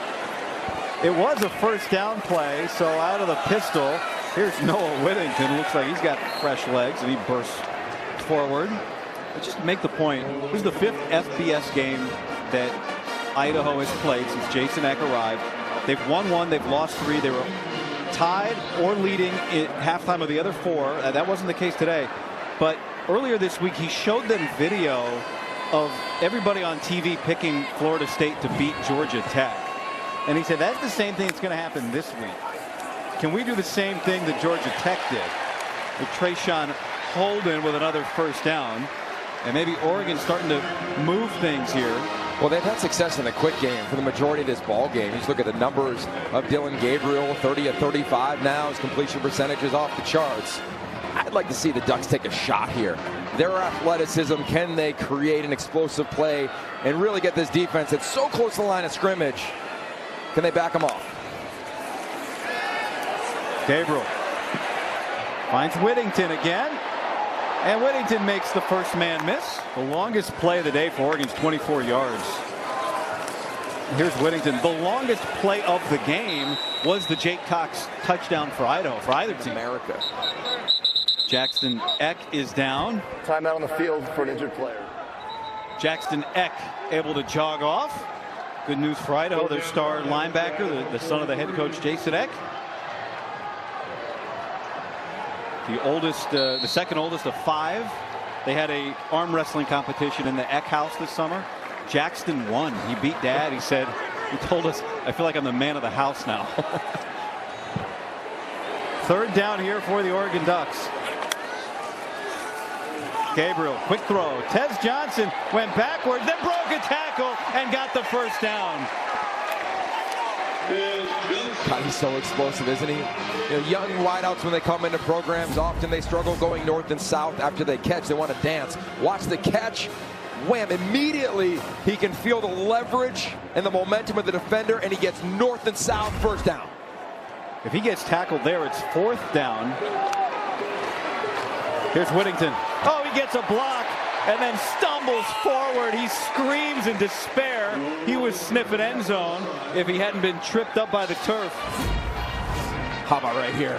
Big Josh Connerly. Herbert sets the edge. Connerly uses his athleticism. He's one of the most athletic tackles in America. The Ducks are so close. I mean, they don't have one run over 20 yards. They've been close to a few. Jordan James back into the game at running back. Third time we've seen Oregon in the pistol formation tonight. James straight ahead. Breaks one. Can't break 2. Tommy McCormick got a hold of his ankle. A pickup of 7 yards. McCormick has been so impressive all day. His 9th tackle of the day. He's just everywhere, you know. And again, it's on repeat, guy, but it's just a really sound unit defensively. Let's see down here in the red zone. I'd watch Idaho, see if they stem or move their front late, try to confuse the offensive line. Back to James, running behind Sadiq, and he gets tied up. As we near the end of the third quarter. The fourth quarter, we got some action. We also have one of the great traditions in college football. Shout is next. This is special. 54,000 here participating in Shout.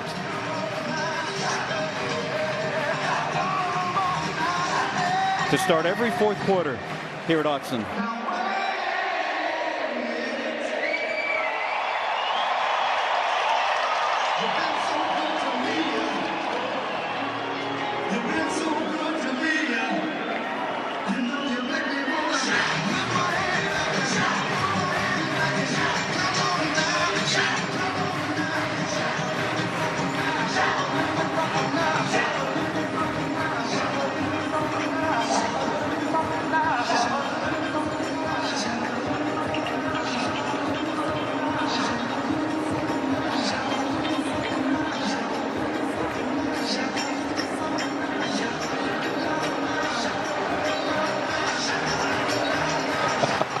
Let's go.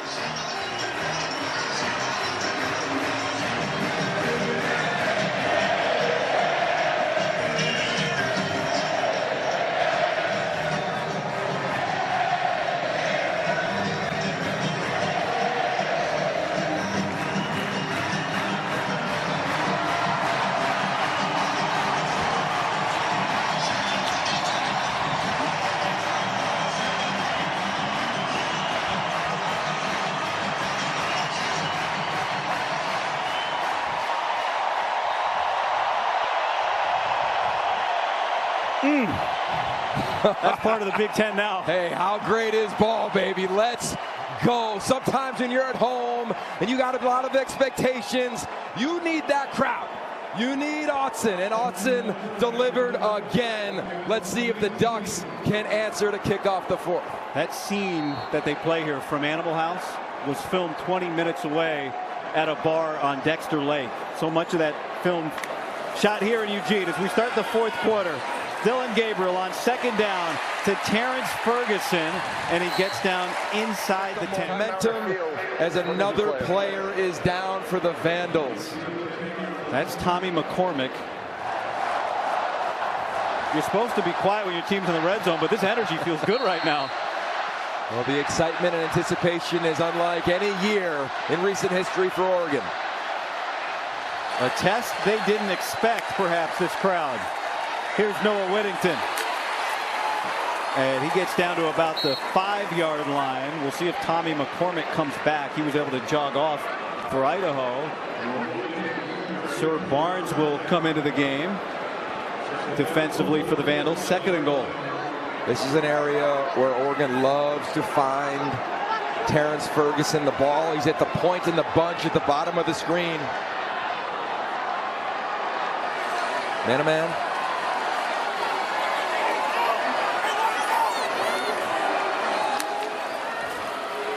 Pressure. Gabriel has it bad, and Tez Johnson caught it anyway on the deflection. Picks up a yard, and that was 3rd and goal. And that's a walk if it's not deflected for a touchdown. Let's see who gets that arm up. Oh, there it is. Jakari Larmond. Nice job by him, timing up the throw.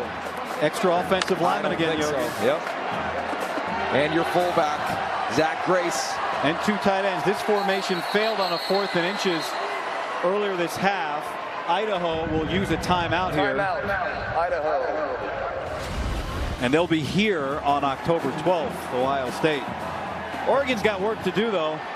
3rd down and goal. Dillon Gabriel, pressure, jumps away from it. Flag down. Gabriel reaches, and he is down shy of the line of the goal line. And we'll check on this flag. This one might be coming back. Yeah, there's going to be a hold on the O-line. Wow, this has not been a clean game for the Oregon offensive line. Holding, offense, number 72. 10-yard penalty, 3rd down. See the right guard right there inside. It's going to be right there when you see 5 trying to get away.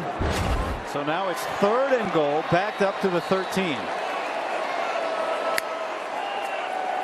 Pressure coming. Terrence Ferguson trying to get away, and he can't.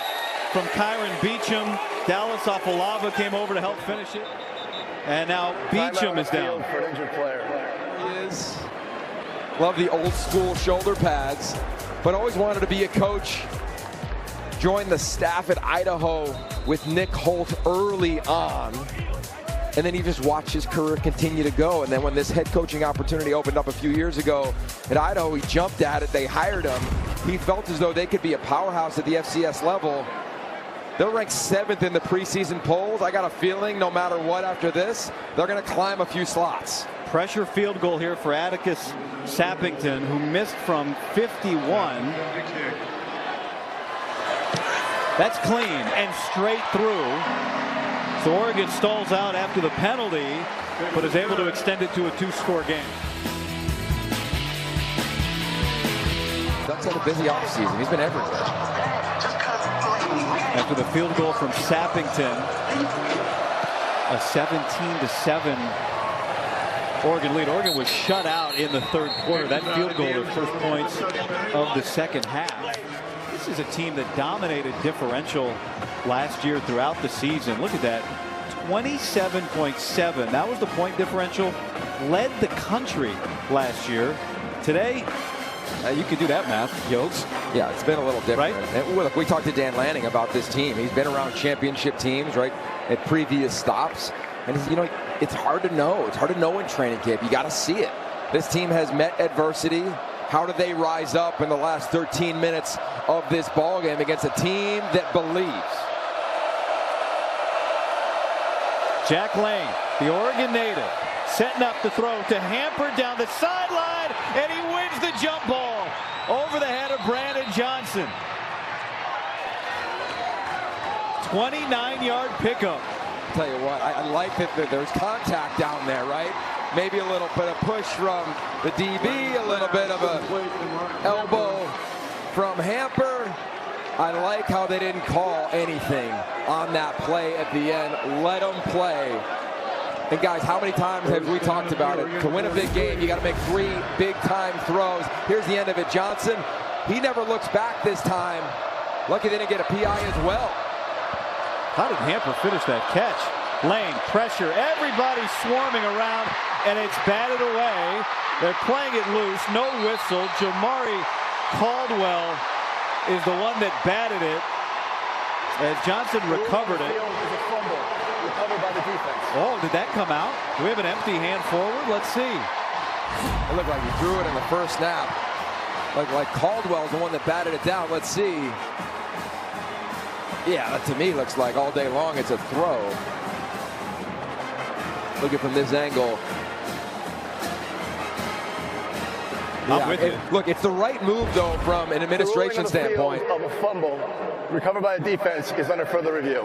Yeah, look, the way that it works for those at home is that whenever there's something funky like this happens where the ball is loose, they let the play go instead of blowing it dead.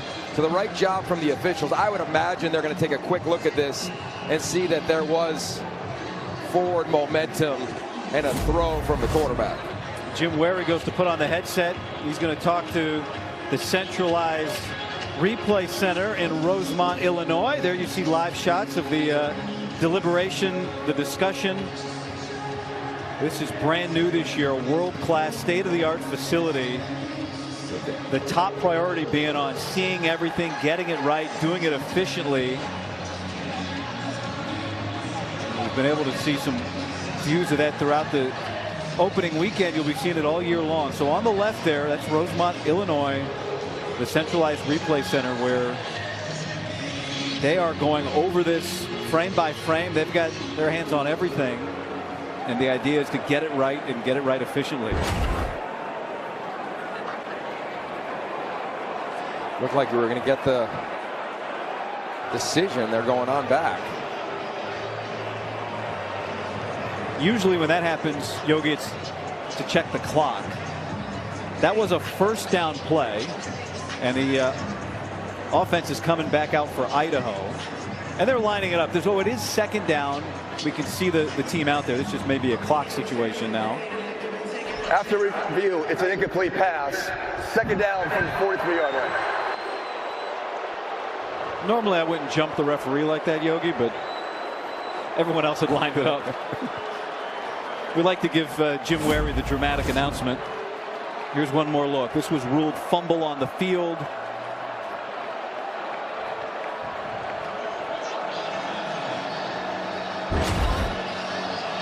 So 1:52 after getting that time back on the clock that came off as it ran. Second down. Crowd back in it. After a 29-yard completion 2 plays ago by Idaho to get into Ducks territory.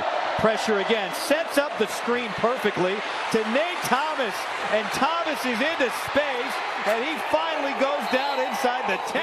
Offense. You got to imagine Jeffrey Bossa not in the middle. This defense here, nice job setting it up. Oregon brings pressure. They bring an extra defender. Beautiful job from Lane, just buying some time. Finds Cummings, offensive line, escorts him down inside the 10. And I'll tell you, we talked to the head coach Jason Eck earlier this week, and he said the #1 word they talked about was believe. Kind of like that Ted Lasso, believe. This team does that. Jack Wagner is in the game now with Jack Lane, the other quarterback, at the bottom of the screen. Direct snap to the backup quarterback, Wagner, and he works his way down to the 1-yard line. Packet for Wagner, only saw him on 1 snap in the first half. They pull 2 offensive linemen. Follows the lineman, his lead back, and how about the effort? This Idaho team always plays hard. The starter, he calls the play, and now he's going to go out to the top of the screen, and Wagner remains in the game. He takes it. Looking to run. Wagner cut down. Kobe Savage. And that's a loss of 2 yards. How about Amari Washington? Are you kidding me? Just blowing up the entire play. Watch him right here. He's going to get right into the backfield. Strength, effort, he's all over it. Savage finishes it off. What does Autzen Stadium have here on 3rd and goal? They got their money's worth for this one.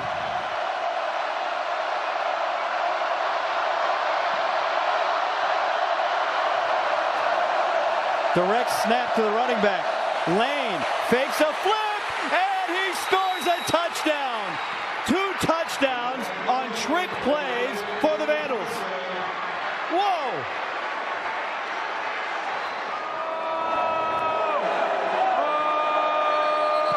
And whistles. The touchdown is clear. We will now play the try. So the stoppage was just they were just confirming the touchdown to make sure that there wasn't a forward toss maybe.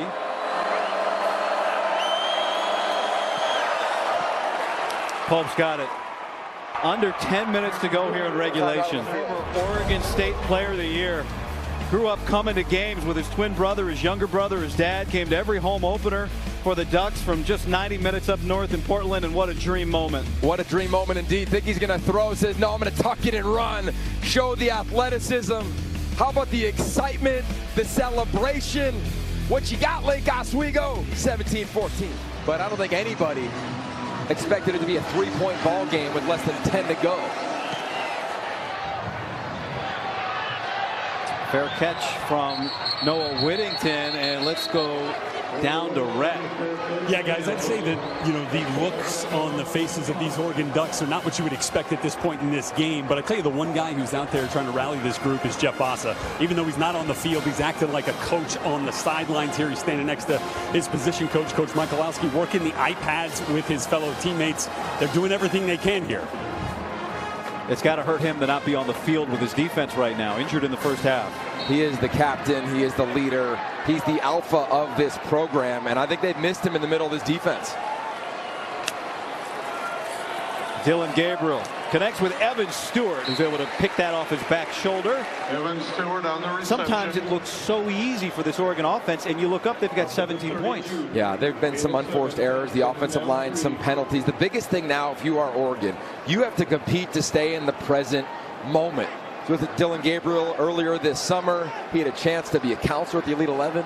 He's spending time with Pete Carroll. They had a conversation about that. Can you compete on the stages that you're at as a QB to be connected to the only snap you play?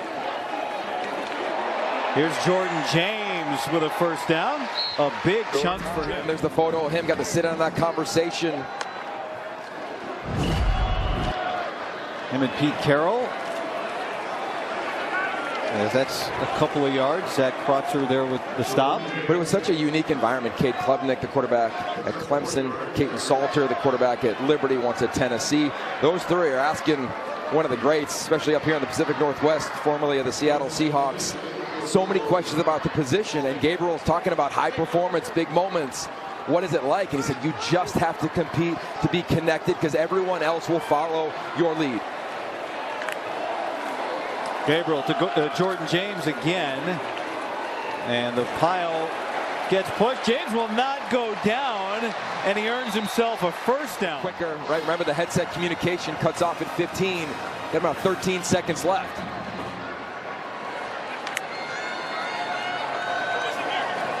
Still got 6 seconds to get elements of information from Will Stein.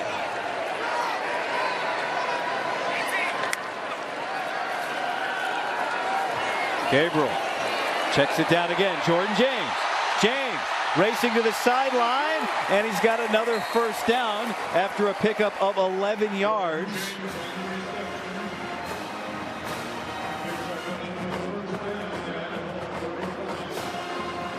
The amount of checkdowns has been phenomenal. For all the young quarterbacks watching, you don't want to force things in tight games. You want to just relatively be boring. Take what the defense gives you, move the sticks as they have the majority of the ball game, just can't finish it off. 19 touches for Jordan James today. He gets off the field. Noah Whittington is on. Dylan Gabriel. There's Terrence Ferguson. Ferguson, the linebacker, gets down near the tight end. It looks like a linebacker sometimes, but he gets down near the red zone, a first down. We'll run a version of this play in the third quarter. Fake the toss, trying to work up the seam. This was the play where Ferguson got banged up a little bit in the third. Same concept there, and I got a feeling they're going to keep feeding their best players here on a critical drive.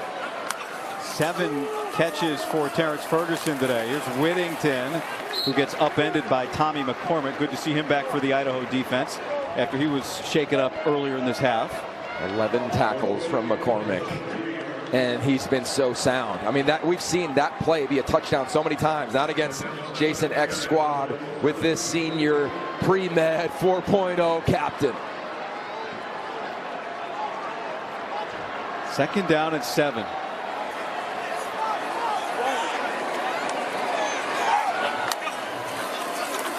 Fakes the toss again. Gabriel steps up, throws too high for Ferguson near that front pylon, and now it's 3rd and 7. He's going to want this one back. He's staring down Ferguson the whole time. I think Gabriel had a chance to run it here. See that lane right here? See that lane right there? I would run it. There was nowhere really to go with the ball.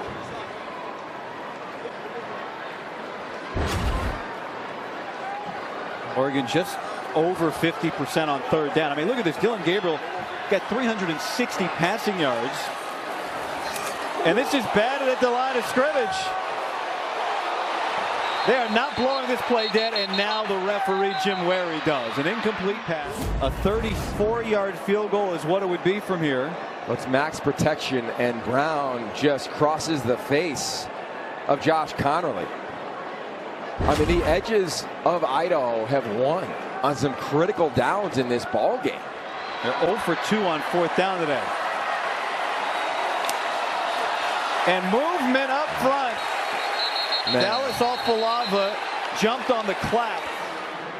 That's offside. Defense, number 52. 5-yard penalty. Still 4th down. So now it's 4th and 2. Yeah, it's 4th and 2, and that's a really nice job at Dillon Gabriel, because we don't know. Were they just trying to draw them off sides? I like the motion, right? It's a sudden movement, completely legal. The motion from the back, and then the clap. They got stopped on a 4th and inches earlier in this half. It led to an Idaho touchdown. They snap it. Gabriel, Tez Johnson, 1st down, touchdown, Oregon. A clutch time conversion.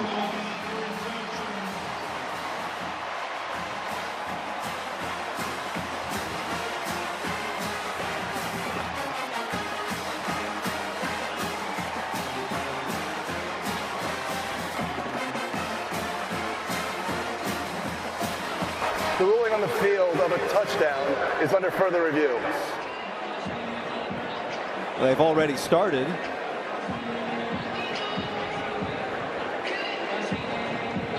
Yeah, that's a touchdown to me. The question is, when he kicks the pylon, the play is dead. And I think the ball has to be across the goal line when he kicks that pylon. So this is a great angle right here. Dead ball is the ball in front of his leg. From this angle, it looks like it is. We'll have to see maybe from... It's tough. Now remember, regardless of the outcome of this review, he got the 1st down at minimum, right? And again, call touchdown. Yep. Say it, Yogi. Call the touchdown. So this has to be conclusive evidence to overturn this call. In college football, the pylon is dead.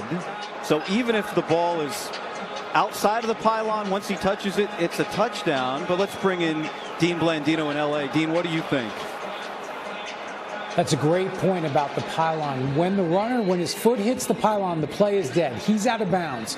Now we have to look at where the ball is in relation to the goal line. What they're doing now, they can take a couple of angles in the replay booth and back at the command center, put them side by side and sync them. TLDR, touchdown. Extra point, good. Love the concept. Same concept, other side of the field from the first quarter. Kyle Casper runs a little slant. The DB has to go over the top.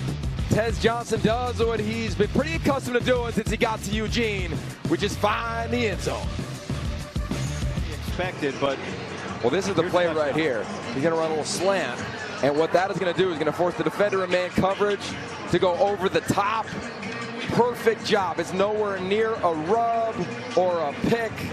Just beautiful from Kyle Casper, the young wideout, and Tez Johnson knows it. That's a second touchdown where he's got an assist. The first half it was Evan Stewart. Right here in the fourth, Kyle Casper. You know, this is a program that really lacks star receivers. They built this thing on offense with star running backs. Tez Johnson's got 11 catches today.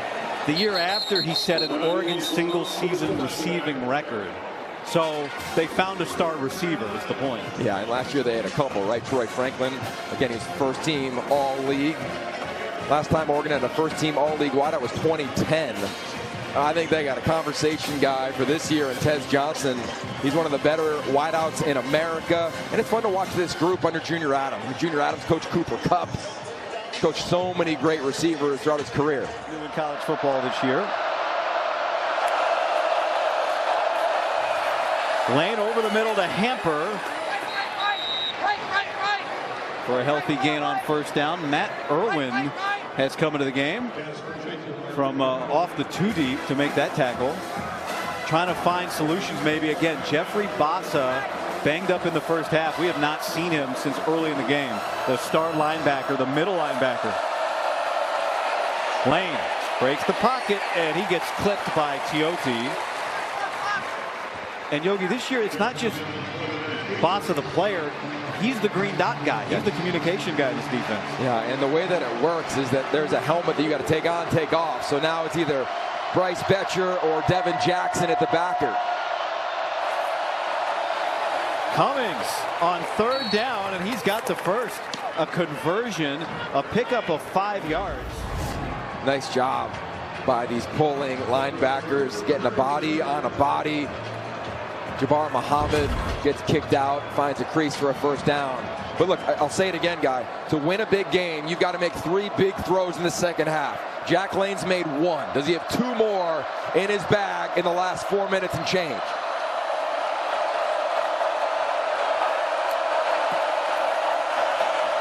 Lane, back shoulder, Dwyer drops it.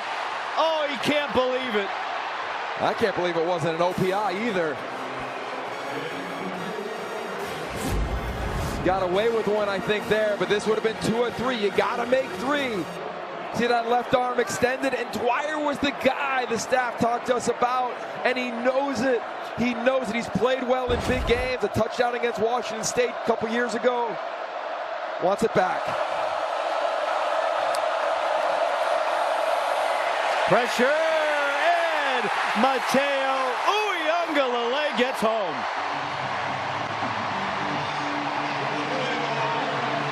They come at you in waves. Look at the hands from number 10. Perfect job. It looked like they're trying to set up a screen again. Nothing doing. There was no play. The substitution process had not been completed. We'll replay third down. Jack Lane in Idaho snapped it before Oregon was allowed to substitute. If Idaho substitutes, the offense subs, the defense has to be allowed to sub. The officials prevent you from snapping the ball. Okay, if I am right now, there's Jason Eck. He's going to go to his best play. You see him looking at that book right now?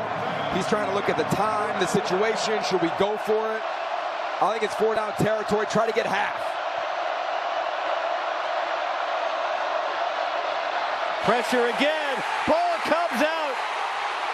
Idaho recovers it. The recovery's around the spot of where Lane got hit. So either way, it's going to be 4th down and forever. Derek Harmon, 55. And Jordan Birch, how about the twist, the athleticism? This front just keeps coming and coming. I think they're going to look at. Covered by the defense is under further review. This is going to be forward pass or a fumble here. Let's see, Yogi. What we think? Yep, hand is not going forward. I think that is a fumble, guy. So now it's about, of course, the spot, the clock, and a game this tight. And Jordan Birch, he might get the game ball for the defense of the Ducks.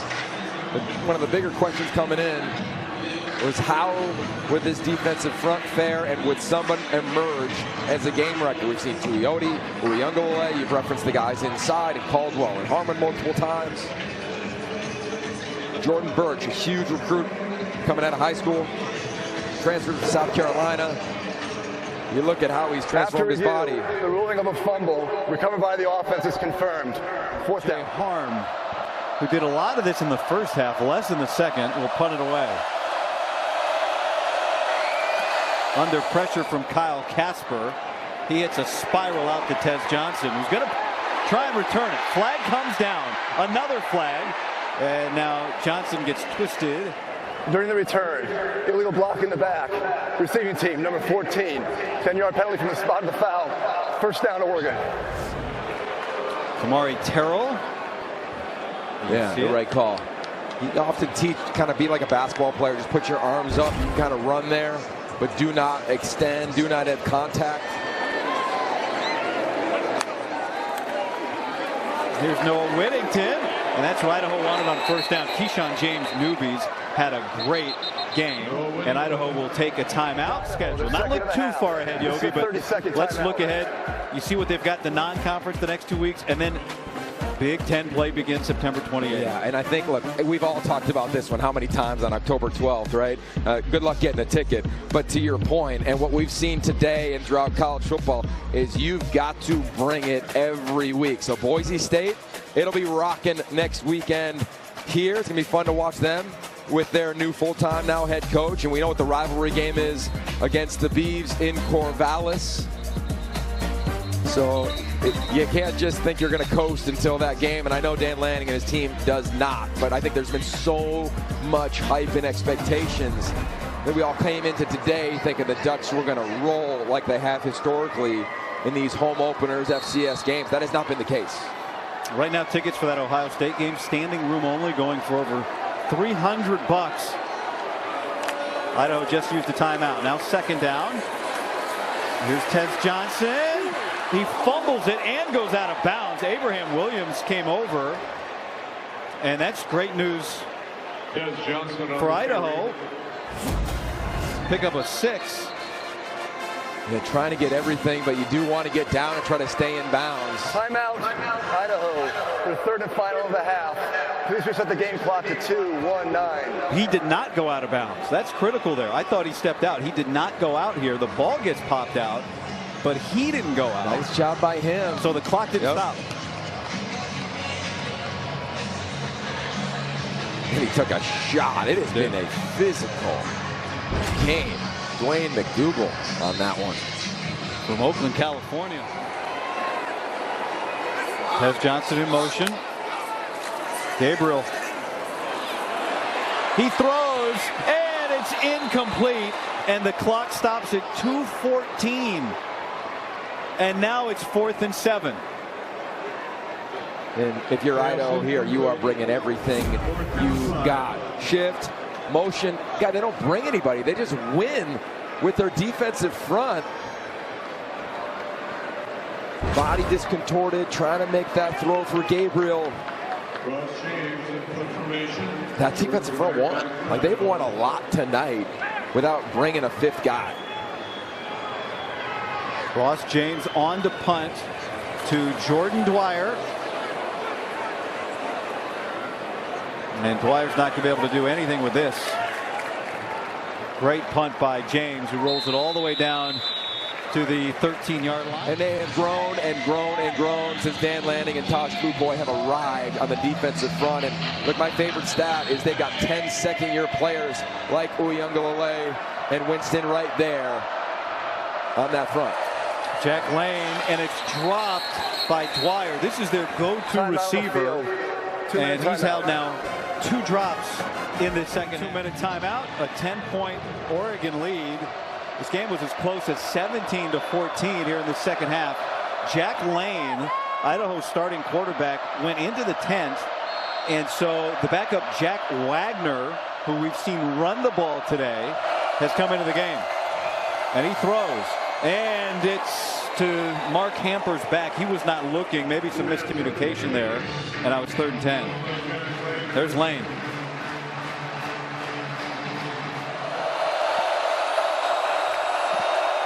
Wagner. Pressure again. Wagner is picked off by Nico Reed. He was trying to get it to Dwyer, and Reed made an acrobatic First down interception.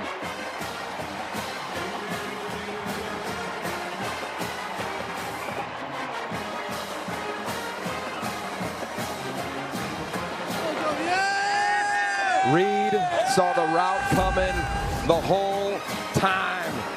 Top of the screen, watch the athleticism, flip his hips. Go pick this thing, pluck it out of the air, and I love the sideline. Just eruption, elation, celebrating together. They know it hasn't gone as planned, but they get that turnover. They've been talking about all camp long. Pressure from the front, pick in the back end, and they go celebrate with the fans in the end zone.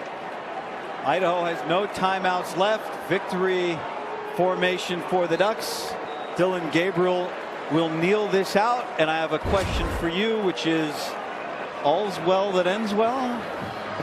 Well, Dan Lanning has a phrase that I guarantee he'll say after this ball game, which is, we got to go to the doctors, which he says the players need to take the medicine, and sometimes that medicine doesn't taste very good. And I got a feeling in his third year, he's looking at this program and saying, okay, offensive line, too many penalties. Defensively, we got to come up with a few more turnovers. Offensively, we got to finish drives because we gave a team hope.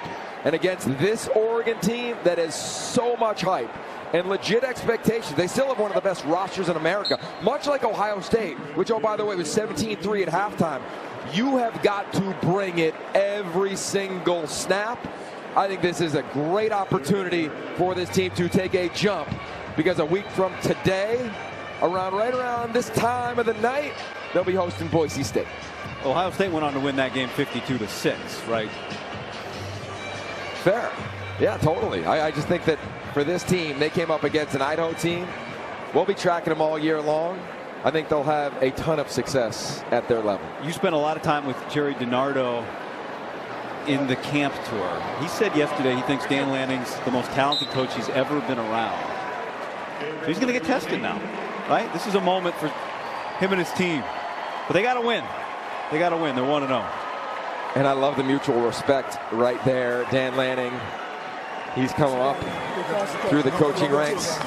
Jason Eck, his team did not flinch. I'll tell you what, Jason Eck's going to be on the radar of a lot of people, as he should be. That's the end of the game. Great job for him and his team as a head coach. No, they didn't get the win, but hopefully they came out healthy with their quarterback. I know they came out confident after this game. And for the Ducks, look, it's hard to get a win. You got to celebrate it. And then they move on to the very next one, and that is going to be how this season will go for one of the favorites to not just win the new look Big Ten, but to go to the CFP and have a shot for the whole thing. Preseason pick second in this league. Dillon Gabriel, 41 of 49 for 380, 2 touchdowns. Tez Johnson, 12 catches for 81 yards and 2 scores. The Stars arrived. They showed up when they had to. Hopefully Jeffrey Bassa can show up again next week. That was a loss that I think was felt over the last 3 quarters of this ball game. With the win, Oregon extends its nation's longest non-conference home winning streak to 33 games. 24-14. Ducks are 1-0 in the Big Ten era. For our entire crew, Red Lewis, Yogi Roth, Denny Blunt, Mike Hassan, everybody.